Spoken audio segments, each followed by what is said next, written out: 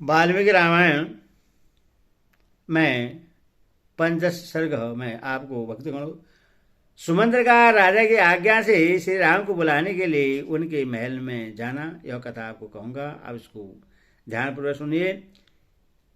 वे वेदों के पारगत ब्राह्मण था राज पुरोहित, वह रात बिताकर प्रातःकाल राजा की प्रेरणा के अनुसार राजद्वार पर उपस्थित हुए थे।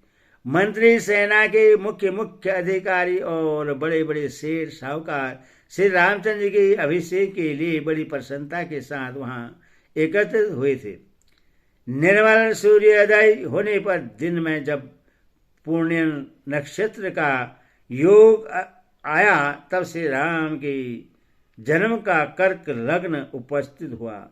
उस समय श्रेष्ठ ब्राह्मणों ने श्री राम के अभिषेक के लिए सारी सामग्री एकत्रित करके उससे जचाकर रख दिया। जल से भरे हुए सोने के कलश भली भांति सजाया हुआ भद्रपीठ चमकीले व्याघ्र चर्म से अच्छी तरह आवृत रथ, गंगा यमुना के पवित्र संगम से लाया हुआ जल, ये सब वस्तुएं एकत्रित कर ली गई थी।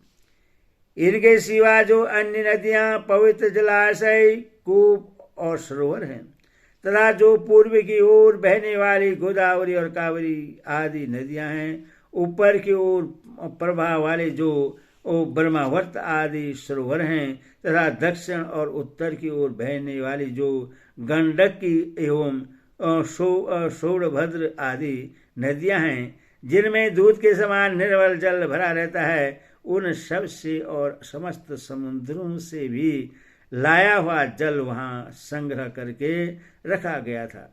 इनके अतिरिक्त दूध, दही, घी, मधु, लावा, कुश, फूल, 8 सुंदर कन्याएं, मद गजराज और दूध वाले वृक्षों के पल्लों से ढके हुए सोने चांदी के जल अलपूर्ण कलश भी वहां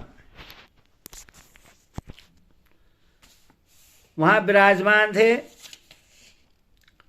जो उत्तम जल से भरे होने के साथ ही पद और उत्पलों से संयुक्त होने के कारण बड़ी शोभा पा रहे थे। श्री राम के लिए चंद्रमा की किरणों के समान विकसित कांति से युक्त सफेद पीत वर्ण का रत्न जड़ित उत्तम चवर सुसज्जित रूप से रखा हुआ था। चंद्रमंडल के समान सुसज्जित सफेद छत्र भी अभिषेक सामग्री के साथ शोभा पा रहा था, जो परम सुंदर और प्रकाश फैलाने वाला है। सुसज्जित सफेद वृक्ष और सफेद अश्व भी खड़े थे। सब प्रकार के बाजे मौजूद थे। स्तुति पाठ करने वाले वंदी तथा अन्य मागध आदि भी उपस्थित थे। इक्ष्वाकु कुवंशी राजाओं के राज्य में जैसी अभिषेक सामग्री का संग्रह होना चाहिए, राजकुमार के अभिषेक की वैसी ही सामग्री साथ लेकर वे सब लोग महाराज दशरथ की आज्ञा के अनुसार वह उनके दर्शन के लिए एकत्रित हुए थे। राजा को द्वार पर न देकर वह कहने लगे, कौन महाराज के पास जाकर हमारे आगमन की सूचना देगा? हम महाराज को यहाँ नहीं देखते हैं। सूर्योदय हो गया है और बुद्धिमान श्री राम के यो राज्याभिषेक की सारी सामग्री जुट गई है। ये सब लोग जब इस प्रकार की बातें कर रहे थे, उसी समय राजा द्वारा सम्मानित सुमंत्र ने वहां खड़े हुए उन समस्त भूपतियों से यह बात कही,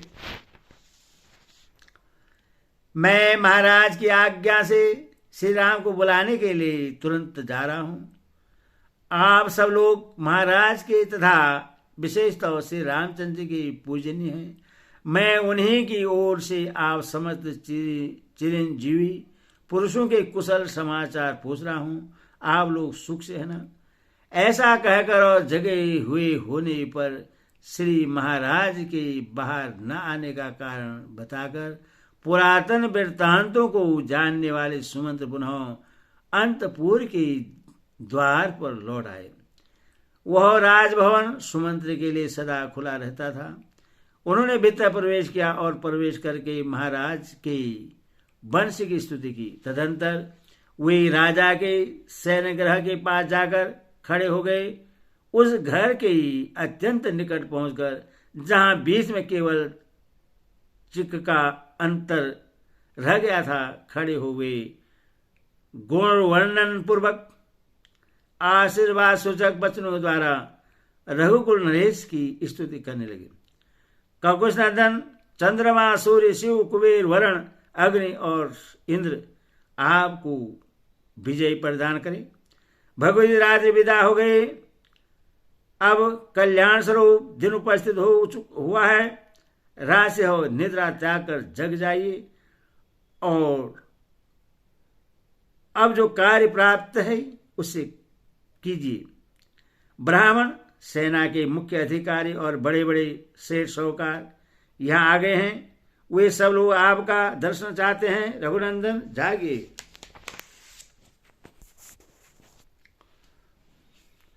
मंत्रणा करने में कुशल सूत सुमंत्र जब इस प्रकार स्तुति करने लगे, तब राजा ने जाकर उनसे यह बात कही। सूत, श्री राम को बुला लाओ। यह जो मैंने तुमसे कहा था उसका पालन क्यों नहीं हुआ?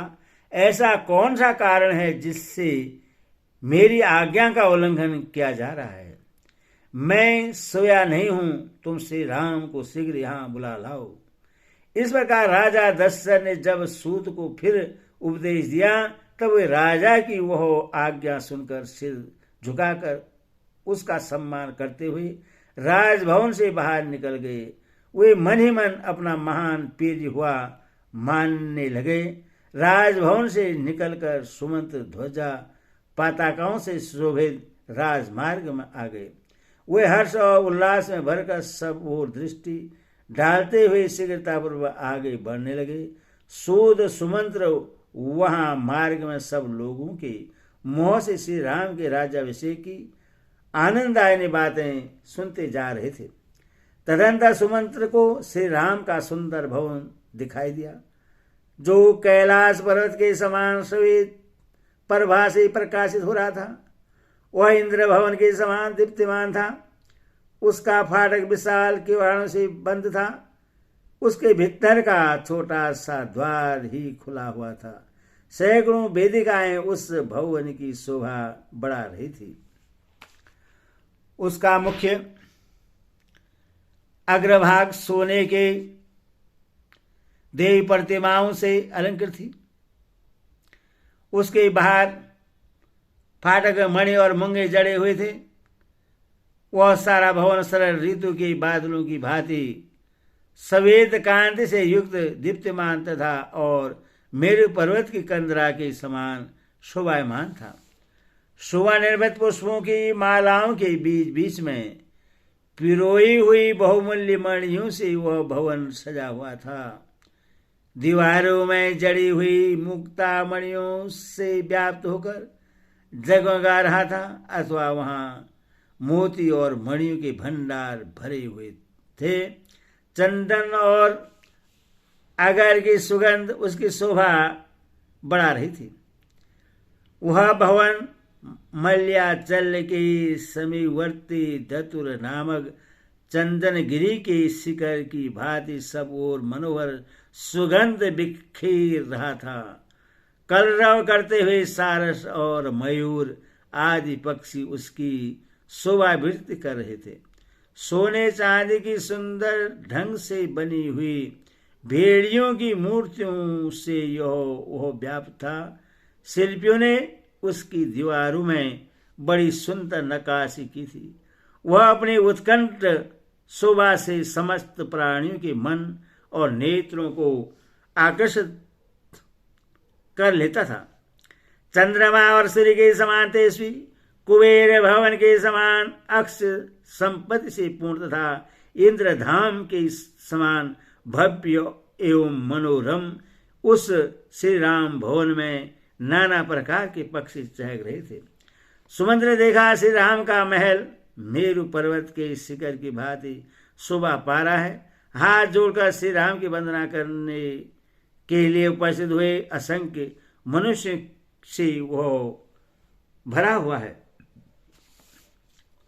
भांति भांति के उपहार देकर जनपद निवासी मनुष्य उस समय वहां पहुंचे हुए थे। श्री राम के अभिषेक का समाचार सुनकर उनके मुख प्रसन्नता से खिल उठे थे। वे उस उत्सव को देखने के लिए उत्कंठित थे। उन सबकी उपस्थिति में भवन की बड़ी शोभा हो रही थी। वह विशाल राजभवन महान मेघ खंड के समान ऊंचा और सुंदर शोभा से संपन्न था। उसकी दीवारों में नाना प्रकार के रत्न जड़े गए थे और कुबड़े सेवकों से वह भरा हुआ था। सारथी सुमंत्र राजभवन की ओर जाने वाले वह रूत लोहे की चदर सा शिकंजों से बने हुए आवरण से युक्त तथा अच्छे घोड़ों से जोते हुए रथ के द्वारा मनुष्य की भीड़ से भरे राजमार्ग की शोभा बढ़ाते तथा समस्त नगर निवासियों के मन को आनंद प्रदान करते हुए श्री राम के भवन के पास जा पहुंचे। उत्तम वस्तु को प्राप्त करने के अधिकारी श्री राम का वह महान स्मृतिशाली विशाल भवन सजीवति इंद्र के भवन की भांति सुशोभित होता था। इधर उधर फैले हुए मृगों और मयूरों से उसकी शोभा और भी बढ़ गई थी।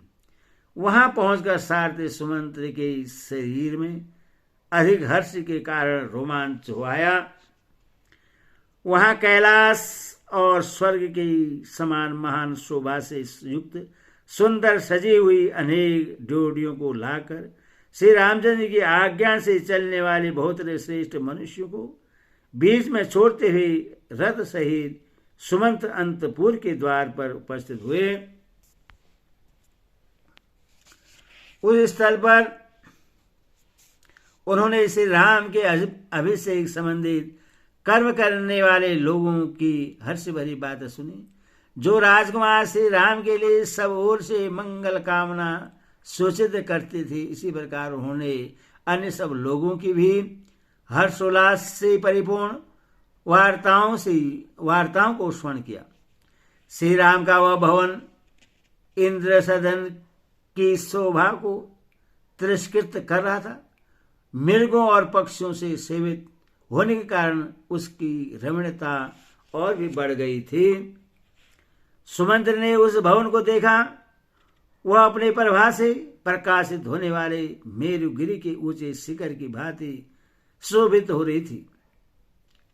उस भवन के द्वार पर पहुंचकर सुमंत्र ने देखा श्री राम की वंदना के लिए हाथ जोड़े उपस्थित हुए जनपदवासी मनुष्य अपनी सवारियों से उतरकर हाथों में भांति भांति की उपहार लिए करोड़ों और पराधों की संख्या में खड़े हैं, जिससे वहां बड़ी भारी भीड़ लग गई थी।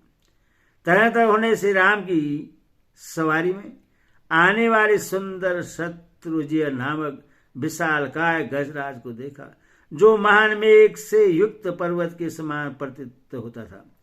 उसके गंडक स्थल से मध्य की धारा बह रही थी। वह अंकुश से काबू में आने वाला नहीं था।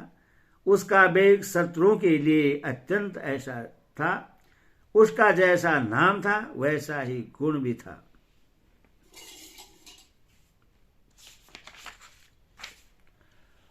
उन्होंने वहां राजा के पास प्रिय मुख्यमंत्रियों को भी एक साथ उपस्थित देखा, जो सुंदर वस्त्राभूषणों से विभूषित थे और घोड़े रथ हाथियों के साथ वहां आए थे।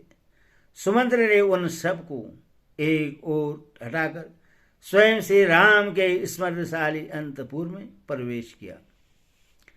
जैसे मगर प्रचुर रत्नों से भरे हुए समुद्र में बेरोक टोक प्रवेश करता है, उसी प्रकार सारथी सुमंत्र ने पर्वत शिखर पर आरूढ़ हुए अविचल मेघ के समान शोभायमान महान विमान के सदृश सुंदर ग्रहों से संयुक्त तथा प्रचुर रत्न भंडार से भरीपूर उस महल में बिना किसी रोक टोक के प्रवेश किया। इस प्रकार श्री बाल्मीकि आज श्री रामायण आदि काव्य के अयोध्या कांड में 15 सर्ग पूरा हुआ। बोलो सियावर रामचंद्र की जय।